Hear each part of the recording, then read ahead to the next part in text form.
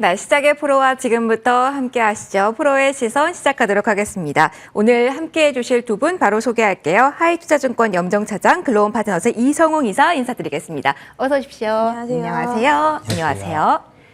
자, 오늘도 가져오신 시선 나눠보도록 하겠습니다. 첫 번째로 공유될 시선 먼저 공개하도록 할게요. 첫 번째는 이겁니다. 삼성이 통 크게 쐈다. 대규모 투자에 OLED주 꼽히나. 물음표 달려 있습니다. 자, 염정 차장님께 질문을 드릴게요. 사실 삼성이었고 많은 분들이 기대하셨을 것 같은데 오늘 관련주들의 지금 위치를 보면은 많이 조금 아쉽긴 해요. 그런데 오후장에 가져오신 이유가 궁금해요. 뉴스에 크게 반응은 없었지만 오히려 기회라고 차장님 보시는 걸까요? 사실은 시장이 지금 이제 너무 수급의 쏠림에 의해서 지금 시장이 움직이기 때문에 호재 다른 섹터에서의 호재가 별로 좀 시장에 반영이 되고 있지 못한 상태다라고 좀 판단할 수 있겠고요. 일단 OLED 쪽에 대한 부분은 아무래도 오늘 삼성의 투자도 있겠지만 워낙에 지금 작년에 부진, 작년에 이제 업황에 대한 부진 이후로 이제 바닥권에 대한 어떤 좀 가늠을 할 수 있는 상황이지 않나라고 생각하고 있고요. 이번에 삼성의 OLED 이제 4조 규모의 이제 투자를 통해서 앞으로 OLED 시장의 확대에 대한 좀 기대감은 좀 가져볼 수 있겠다. 조금은 지금 당장 OLED 관련주가 유망하다라는 개념보다 시장의 흐름을 좀 읽자라는 말씀을 드리고 싶어서 가지고 왔습니다. 그렇다면 업황에 대한 것 그리고 그 확장성에 대해서도 많이 관심을 보이시는 것 같은데 그러면은 어떤 걸 보시는 걸까요? 사실은 스마트폰에만 국한이 되어 있었는데 넓게 보시면은 전기차까지 들어가는 거 보시는 분들도 계시더라고요. 그렇다면 그 쓰임새가 많아지면서 업황 바닥 찍고 지금부터 성장성 봐도 되는 걸까요, 차장님? 네, 일단은 OLED 쪽으로의 이제 전향은 어떻게 보면 좀 필수적인 부분이기 때문에 이제 많은 이제 대기업, 삼성도 마찬가지고 LG도 마찬가지고요. 지난 작년 같은 경우 LCD 쪽에 대한 부분은 어떻게 보면 좀 중단을 하고 생산 중단을 하고 OLED 쪽으로 시장이 넘어가는 분위기입니다. 이제 아무래도 처음에는 대형 OLED 쪽에 대한 부분으로 이야기가 됐었지만 지금 중소형 쪽 그리고 중대형 쪽에 대한 부분 그리고 말씀하신 대로 전장 OLED까지 시장이 확대되고 있기 때문에 전방 산업은 일단 확실히 좀 열렸다라고 좀 볼 수 있는 상황입니다. 알겠습니다. 성장성에 대해서는 충분하다라는 이야기를 해주셨어요. 근데 말씀해 주셨지만 LCD에 대한 게 궁금합니다. 이 부분은 이성우 이사님께 질문을 드려보도록 할게요. 사실 중국 업체의 추적에 대해서 우리는 안 볼 수가 없어요. 사실 OLED 분야에서도 많이 투자를 하는 걸로 알고 있어요. 근데 과거 지난해 기억을 좀 되살려 보면 LG 쪽도 그렇고 삼성 쪽도 그렇고 중국이 가격 경쟁성을 내세우면서 우리가 적지 않았습니까? 같은 일이 좀 반복되지 않을지 중국의 좀 대형 업체 중에 하나가 비오인데 이 관련된 리스크는 없는 건지 이 부분에 대해서도 점검 부탁드릴게요. 우선 LCD와는 지금은 다른 상황입니다. 다르다. 왜냐하면 지금 개화기 단계에서 대형 그다음에 중소형 OLED 쪽으로 초기로 넘어가는 단계이기 때문에 이 상황에서는 소위 말해서 치킨 게임을 할 수 있는 구조가 아닙니다. 그만큼 수요율도 따라오지 못하는 상황이고 예를 들면 대표적으로 패널 부분을 넘어서 OLED 같은 경우는 그 세 가지 색깔이 있는데 이 색깔 중에서 R 부분 이게 난이도가 높은 상황인데 중국이 패널이라든지 그런 부분에서는 실제 해외 고객사로 납품을 할 수 있겠지만 거기에 대해서 치킨 게임을 통해서 이 시장을 먼저 잠식한다라고 보기에는 지금 시장이 막 열리는 단계라서 무리라고 보시면 되겠고요. 그 다음에 여기에 더해져서 애플 같은 경우는 단일 벤더를 쓰지는 않는데 이게 단일 벤더를 쓰더라도 이번에 그 BOE 같은 경우 수요율을 좀 덜 맞췄어요. 못 맞췄단 말이거든요. 그러면은 벤더를 쓰다가도 중국 쪽은 또 떨어져 낼 수 있는 구조가 존재를 합니다. 그렇다 보니까 결론은 뭐냐? 지금은 이제 개화 단계 여기에 더해져서 단일 벤더를 쓰지 않는 구조다 보니까 이렇게 해서 나눠서 들어갈 수는 있지만 이게 중국 쪽이 키를 쥐고 있다라고 보기에는 무리라고 할 수 있겠습니다. 오히려 시장 파일을 넓혀준다는 의미도 있을까요, 이사님? 네, 맞습니다. 이 부분은 왜냐하면 리스크 요인보다는 그 벤더 같은 경우가 다변화가 되고 그러면 어차피 제품의 비교가 이루어집니다. 그러면 앞단에서 판매가 많이 이루어지는 그 부분을 중점적으로 체크할 필요가 있거든요. 그렇다 보니까 크게 놓고 파이가 커지는 시장이라고 보는 게 좀 접근하기에 낮다라는 결론입니다. 알겠습니다. 기술력에 대해서 강점이 있는 쪽을 보자라는 이야기도 해주신 것 같아요. 그러면은 차장님께 좀 질문 이어가 보도록 할게요. 국내에서는 LG 디스플레이를 좀 중점적으로 많이 보이는데요. 어떻습니까? 사실 기술 측면에서 본다고 한다면 LG 쪽 이야기를 더 많이 지금까지 삼성보다는 해왔잖아요. 그렇다고 한다면 LG 디스플레이에 대해서는 오늘 이 투자 이야기가 앞서서 좀 나왔고 그러면서 오늘도 빨간불이 다시 한번 나오고 있거든요. 오늘 이렇게 흐름을 주가 자체가 안정적으로 보이고 있다는 거는 좀 의미를 가져볼 만도 할까요? 일단은 LG 디스플레이에 대해서는 또 오늘 주가에 대한 좀 이제 바닥 에 대한 부분이 확인이 좀 된 상태에서 뭐 사실 지난주만 하더라도 LG 디스플레이가 일단 LG전자로 1조 원의 규모의 차입을 통해서 이제 OLED 시장, OLED 쪽에 대한 좀 증설에 대한 이야기 나왔는데 그 부분을 살짝 좀 뒤로 미룬 상태거든요. 그런 틈을 타서 이제 삼성전자, 정확히는 삼성 디스플레이죠. 삼성 디스플레이가 OLED 쪽에 대한 이제 공격적인 좀 투자를 진행이 되고 있다라는 부분에서 좀 같은 이제 밸류체인을 가져갈 수 있는 부분은 아무래도 이제 애플 쪽에 대한 애플의 매출에 대한 기대감 좀 가져갈 수 있겠는데요. 지금 이제 뭐 삼성 같은 경우에는 뭐 삼성 디스플레이 쪽도 있고 삼성전자에서 이제 폴더블 폰 쪽에 대한 OLED 이제 탑재에 대한 부분도 있는데요.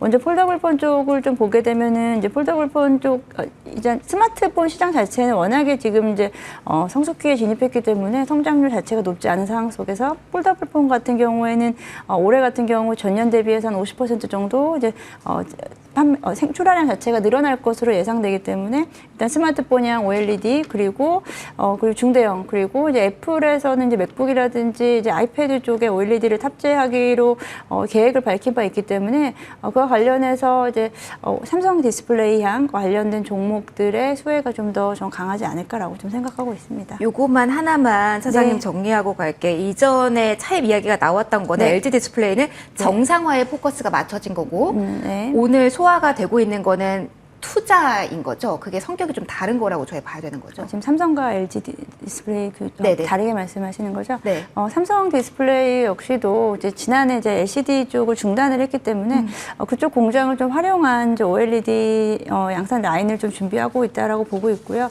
LG 디스플레이도 비슷한 양상으로 좀 해석하시면 좋겠고 지금 작년 같은 경우에는 LCD 쪽에 대한 침체를 통해서 어떻게 보면 좀 전환기가 좀 되고 있는 상황이지 않을까라고 생각하고 있습니다. 그러면은 우리가 차장님 가장 연결고리가 강하다, 투자 매력을 찾아본다라고 한다면 장비 쪽 봐야 되는 건가요? 장비 쪽도 이제 올해 본격적으로 이제 올해부터 내년 사이에 장비주들의 이제 어떤 이제 수주가 이어질 것으로 예상하고 본격적으로 삼성 디스플레이 역시도 양산에 들어갈 수 있는 건 2025년 이후 정도라고 좀 보고 있습니다. 그렇기 때문에 뭐 장비주 그리고 소재주들도 같은 어떤 좀 상황의 흐름을 같이 가져갈 것 같긴 한데요. 그렇기 때문에 뭐 장비주도 좋고요. 전 소재주 쪽도 지금부터 좀 지켜볼 수 있는 자리다라고 보고 있습니다. 그러면은 가질 수 있는 모멘텀에 포커스를 차장님 맞춰야 될까? 아니면 더욱더 중요한 거는 가격적인 위치가 될까요? 일단은 시장 자체는 확대가 될 것으로 보이긴 하는데요. 아무래도 저는 이제 이게 지금 얼마나 빠르게 이 부분이 시장에서 끌어주느냐거든요. 한마디로 그 부분에서는 좀 더 기다려야 될지에 대한 부분을 좀 사실 좀 고민스럽긴 합니다. 이제 OLED 쪽이 그렇게 주도주 섹터로 가기는 아직까지는 좀 힘이 좀 부족하다라고 생각하고요.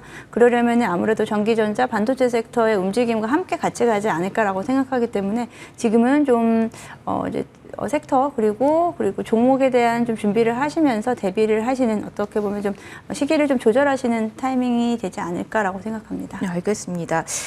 종목에 대한 질문 이성웅 이사님께도 해볼게요. 사실 업황, 실적 이 이야기를 하면서 저희 LG 디스플레이 좀 바로미터로 많이 볼 수 있잖아요. 사실 영업 적자 볼 것이다. 1분기에 대해서는 부정적인 의견은 사실은 나왔을 때 오히려 그게 호재로 인식되기도 했고요. 네. 증권가에서 적자다 했을 때 그것 때문에 빠지기도 했습니다. 지금 어떻게 시장은 이 1분기 실적, 업황 키워드를 보고 있다고 봐야 되는 걸까요? 우선 1분기 실적의 적자는 기정사실합니다. 당연히 안 좋을 수밖에 없고요. 왜냐하면 LCD 패널 가격 같은 경우가 여기에서 반등이 나올 수 없는 구조입니다. 수요가 아무리 타이트하게 나타나더라도 단가가 이렇게 빠져있기 때문에 그만큼의 가격 반등은 나오지 않는 거죠. 수요를 견인하더라도. 그리고 수요 자체가 지금 없는 상황입니다. 그렇다 보니 여기에서는 1분기 적자는 명백한데 LG 디스플레이가 주가가 반등이 나올 수 있는 키포인트가 두 가지입니다. 첫 번째로는 LCD 사업의 매각의 확정입니다.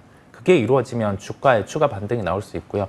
두 번째로는 그 OLED 단에서 중소형 OLED 사업의 증설 또는 확장입니다.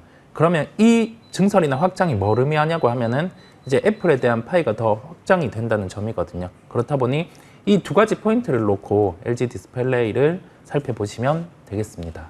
알겠습니다. 정리를 좀 해보면은 시간은 조금 걸릴 수는 있겠지만 두 분 모두 성장성, 그 방향에 대해서는 긍정적인 시각을 공유해 주신 것 같은데요. 염정 차장님께 그러면은 OLED 내에서 가장 주목해볼 관심주 들어보도록 하겠습니다.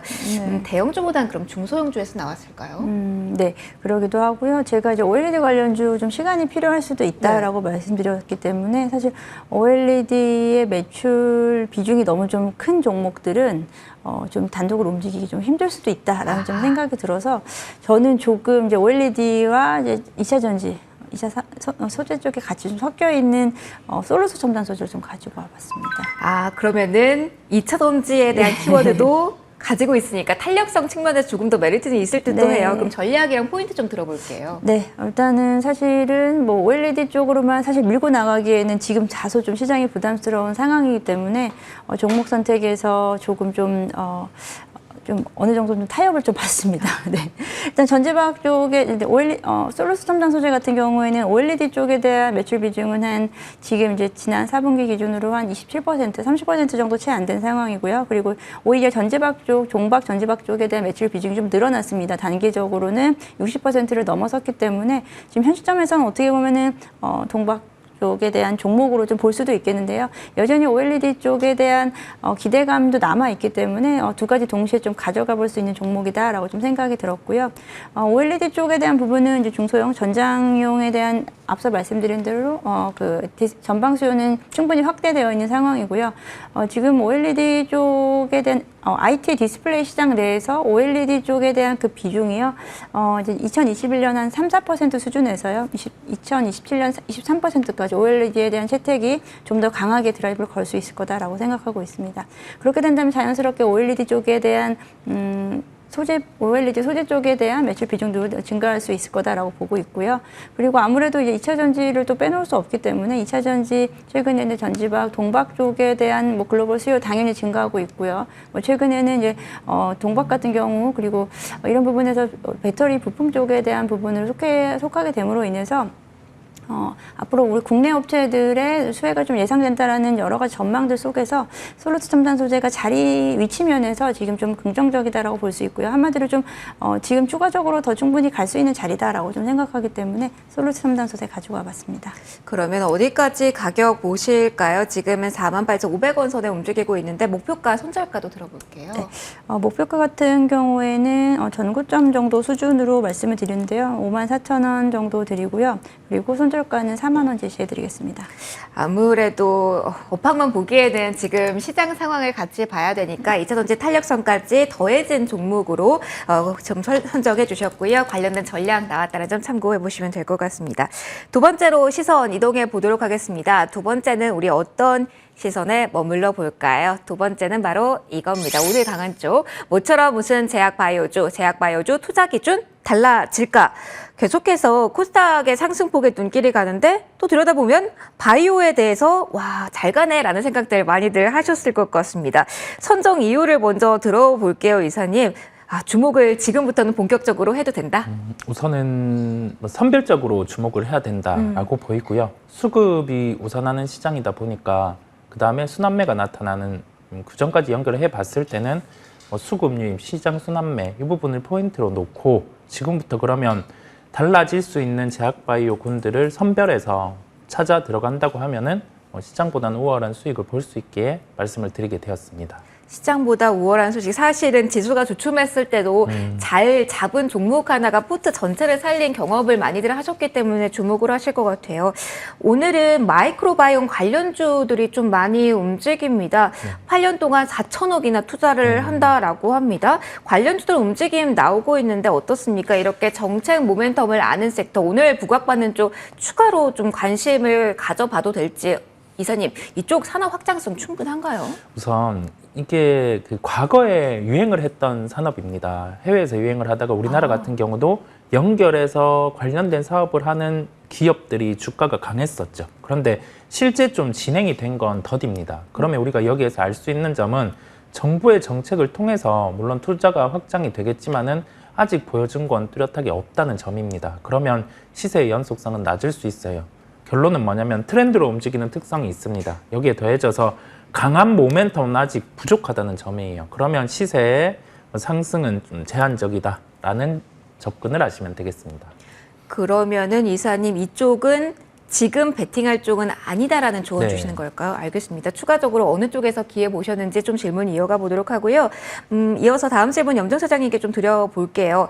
우리가 신약 말고 또 하나의 모멘텀을 언제나 본다면 학회 보잖아요. 네. 사장님, 사실 올해는 JP모간 힘이 그렇게는 강하진 않았던 맞습니다. 것 같은데 어떻습니까? 미국 암 연구학회에 대한 기대감이 몰리고 있어요. 미국 쪽에서도 대통령 쪽에서도 암과의 싸움, 네. 이 이야기를 해서 부각을 조금 더 받을 수 있을지 수혜받는 기업들 지금 주목도 높여야 될까요? 뭐 말씀하신 대로 뭐 JP모건 헬스케어 같은 경우에는 그렇게까지 좀 영향을 맞아요. 미치지는 못했고요. 이번에 이제 미국의 암학회가 이제 4월 14일부터 열릴 예정인데요.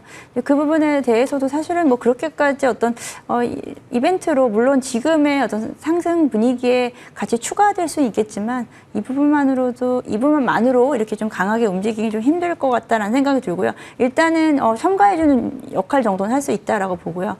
왜냐하면 암학회 같은 경우에는 일단 임상 시험 중인 부분에 대해서 발표를 하거나 이제 그런 부분이기 때문에 여기서 어떤 기업들의 회사들의 어떤 뭐 계약권이라든지 이런 부분으로 이어지기는 사실 쉽지 않기 때문에요. 그런 부분을 뭐 기대하시기보다는요. 지금 바이오 섹터의 어떤 지금 좀 어느 정도 어제부터 좀 살아난 것 같아요. 바이오 섹터에 좀 수급이 조금 돌아오면서 그런 부분들 재료들도 하나씩 이렇게 좀 달라붙고 있다라고 보고 있기 때문에 그 정도 선에서 좀 해석하시는 게 낫지 않겠나? 성과가 아니라 기대감을 네, 활용해보자. 맞습니다. 알겠습니다. 어떻게 활용할지에 대한 팁과 들어봤고요. 이성웅 이사님께 다음 질문 좀 드려볼게요. 최근에 반응이 좀 나오고 있는 게 탈모 치료제 네. 분야입니다. 네. 정책 관련해서 뉴스가 나온 선거철에도 들썩임이 강했던 기억이 좀 많이들 있으실 것 같은데 어떻습니까? 이전과는 조금 다르게 탈모 키워드를 가진 종목을 지금은 봐도 된다라는 입장이신 걸까요? 근데 이게 치료제가 없습니다. 치료제가 없는 상황인데 이 부분에 대해서 실제 임상의 진행보다 이 물질에 대해서 입증이 된 쪽을 주목할 필요가 있겠고요. 그 다음에 탈모 치료제와 관련된 직접적인 복용을 할 수 있는 약 같은 경우는 부작용이 꽤 있어요.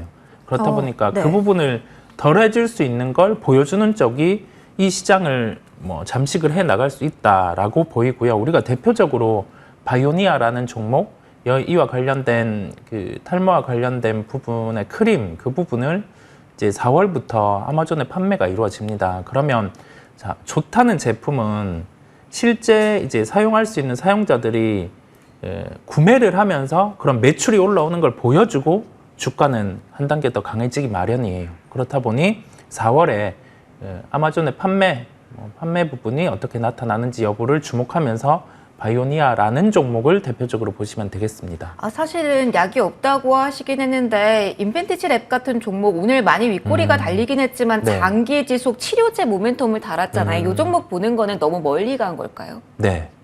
바이오니아들을 중심으로 보자. 네, 맞습니다. 알겠습니다. 네. 그렇게 짧게만 조언을 받아봤고요. 저희 추가적으로 질문 또 이어가도록 하겠습니다. 이렇게 제약바이오주의 흐름이 잡힐 때는 대형주가 자리를 잡아줄까?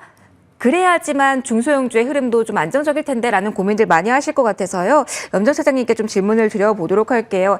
셀트리온 그래도 모멘텀을 받아가는 것 같습니다. 그런데 삼성 바이오로직스와 SK 바이오사이언스의 주가를 보면 간다 싶었다가 아직 아닌가 이 패턴을 많은 분들이 반복하셨을 것 같아요. 수주에 대한 이야기가 나오고 있는데 이걸 긍정적으로 왜 가져가지 못하는 걸까요? 주가 반등 언제쯤 좀 안정적으로 사이즈 큰 종목 나올 수 있을까요? 일단 말씀하신 뭐 셀트리온 같은 경우에는 개별 기업 이슈가 있었기 때문이다라고 좀 해석을 해야겠고요. 지금 바이오 섹터의 대형주들이 먼저 선제적으로 움직이면서 중소형 종목들을 테마로 이끌어가기에는 조금은 좀 힘이 좀 부족하다라고 생각하고 있습니다. 삼성바이오로직스 같은 경우에도 이제 지난 연말, 지난 12월 정도의 이제 고점 이후로 지금 사실 상당히 좀 한 20-30% 정도 꾸준히 빠져 있는 상태이기도 하고요. 하지만 삼성바이오로직스 같은 경우에는 계속 지속적으로 위탁 생산에 대한 수주가 이어지고 있고, 그리고 시설 투자에 대한 부분이 사실 적극적으로 이어지고 있다는 점입니다.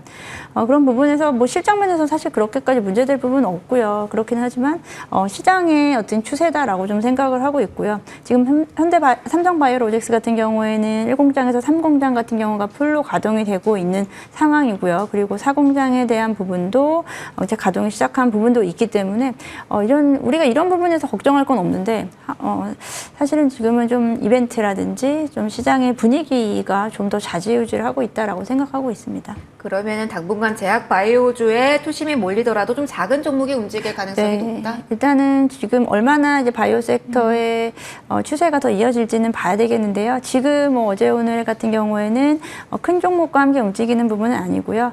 이런 이벤트성 있는 어떤 테마 성격으로 좀 시장이 움직이고 있기 때문에 이게 좀 섹터가 같이 움직일 있을지는 좀 더 지켜봐야 될 것 같습니다. 알겠습니다. 관련된 조언들 찾아봤고요. 이성우 이사님께도 좀 조언을 받고 싶습니다.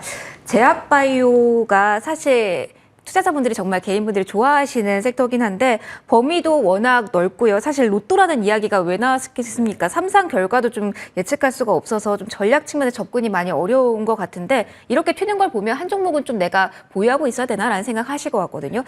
접근 포인트, 지금 이 시장에서 제약바이오를 꼭 담아야 된다라고 한다면 어떤 포인트에 가진 종목의 매력도 높을까요? 우선 임상을 진행하는 기업들인데 우리가 그 임상과 관련된 진행이 앞단의 시장이 규모가 크면 클수록 좋습니다. 그리고 실제 뭐 관련된 부분에 약이 없으면 더 좋겠죠. 그런데 약이 있음에도 불구하고 특허가 만료된 시장에서 복제약을 만들 수 있는 기술을 가지고 있다면 또 얘기는 달라집니다.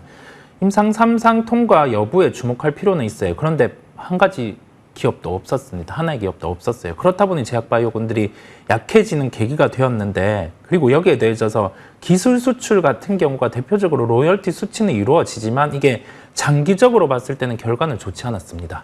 그러면 우리가 여기에서 알 수 있는 점은 뭐냐? 이러한 부분을 당장 이루어진다는 건 쉽지 않기 때문에 현재 시장에서 좀 시밀러 단에서 시장을 가지고 올 수 있는 기업들, 그러면 탑픽은 대표적으로 삼천당 제약을 말씀드릴 수 있겠고요.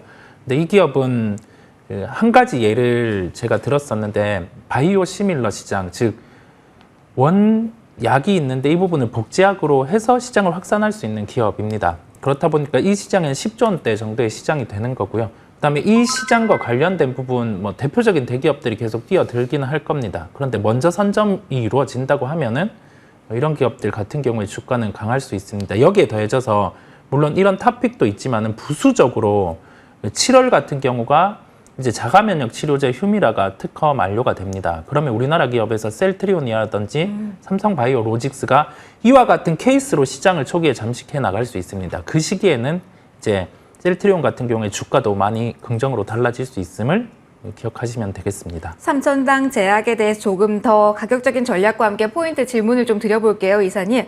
가장 중요한 건 삼천단 제약 많이 올랐습니다. 네. 지금 몸집이 정말 많이 커져서 오늘도 또 고점 뚫어낸 52주 신고가 경신했습니다. 네. 석 달 동안 정말 가파르게 올라온 종목인데 신약 모멘텀 보자 알겠습니다. 가격적으로는 정말 부담 없을지 요점 정말 궁금하네요.